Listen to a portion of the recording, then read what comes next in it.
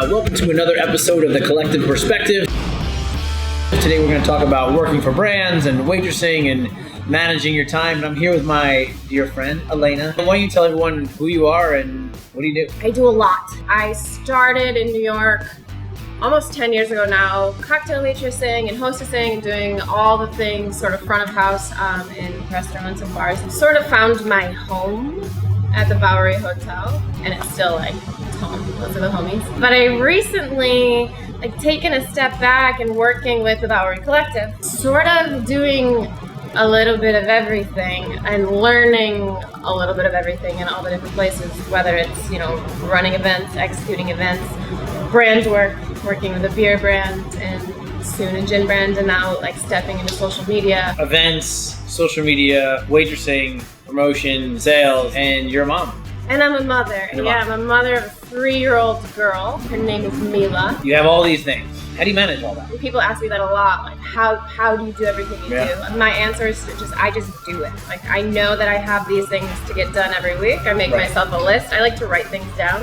Digital doesn't work for me. I write things literally down. wait it down. Write it down on a piece of paper. I feel my hand going to paper. I need to do this. And then when I can cross that off, it's okay, that feeling of crossing things off is So do you prioritize it of what needs to be done? There's obviously priorities. There's, the things that are massively important to get done that week. But it's not that one thing is more important than the other. It's just that one thing maybe has a time limit. This has to be done by Tuesday. This can wait till Friday. A big thing and balance for me is knowing that Friday is 4 days away. And I can step back and breathe and say, it's all right, you have till Friday for that thing. I don't stress myself out to finish everything on Tuesday. Got it. Or I'll have a panic attack. Obviously, you're working every day on something. You're not just, wait till Friday. No, and also, Friday comes and my kid's ready to play. The weekend's there and I need to keep this kid alive and we gotta go have fun. So the weekend comes and if I have everything crossed off that list, I'm yes, all right, let's go to the beach. In this industry of ours, it's easy to grab a drink or go party or hang out with some friends. What keeps you motivated and what's the drive? I have a practice almost of imagining what I want, a big house and a beautiful career and self-sustaining kind of life. And I just keep that in mind. That's really it. That motivates me that I can, myself, I'm a single mother also. So if I can get all these things done, I'm so much closer to that image and that thing that I really, really, really, really want for me and my kid. And this is the place to do it in New York. Service industry, parties, this is where I fit in. We didn't touch upon enough of what you really do. I do send you random text messages. Can you do this? Can you do that? The reason we work so well is because every time I text you, you're like, sure, I'll do that. I'll do that. Right. For just writing stuff down, it works for you, or is there? Well, I use my phone too. We use different apps to sort of stay organized. And the thing is, my cocktail waitressing job is there, but I don't have any desire to become a manager or a GM there. So when it comes time, the priority is within Bowery Collective. Right. I'll say, okay, I'll let go of waitressing because it'll be there. Right. It's so long as I show up to my shifts when I'm scheduled and I do a good job, they're okay. When I take the time off, they're never mad at me because I go in and I do my job. I'm always covered. Stay super responsible on every single job, and then your boss isn't upset when you have to take a day off. What do you say to people that say you don't have enough time? You seem to have enough time. I look at you and what you do, I'm this girl does not have enough time, but you have enough time. So what do you say to somebody that uses the excuse? That it's an excuse. I will politely say that it's just an excuse. I get asked that question all the time. How do you do everything that you do? And I just do. That is my only real answer. I just do it.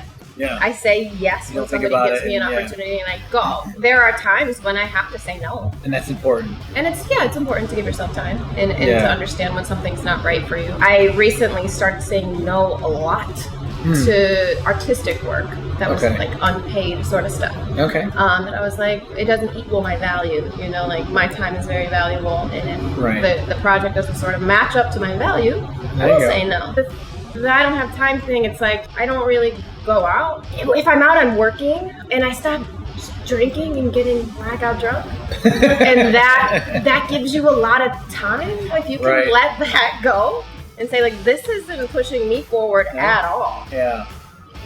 I come up with so much time. I come up with so much time at night where I'm like, okay.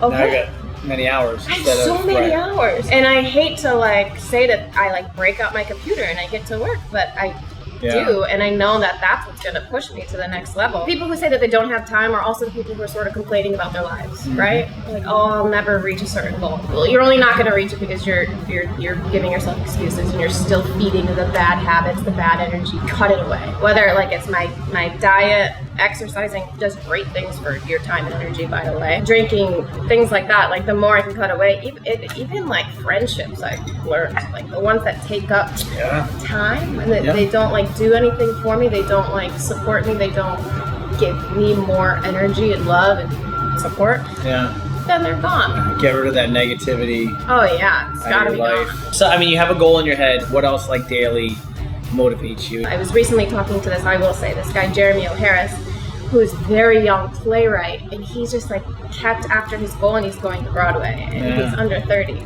Wow. His play, Slave Play, is going to Broadway, and things like that where I'm like, oh, wow. You just kept going. Right. You just kept going and you kept working, and now you're going to do it. I read something this morning about integrity, and it's the quote was, if you want integrity in your life, then you have to be the integrity yourself. Like, I want people with integrity all around me. I have to be the first example, like let it begin with me kind of thing. Yeah. So literally just people with integrity inspire me. People mothers and industry people who have stayed focused and don't complain at the end of the day. People who can smile and say like, yeah, that was a good day. Let's start again tomorrow. Right. I said I keep asking about how you get inspired, but it's like, I think it's easy to quit.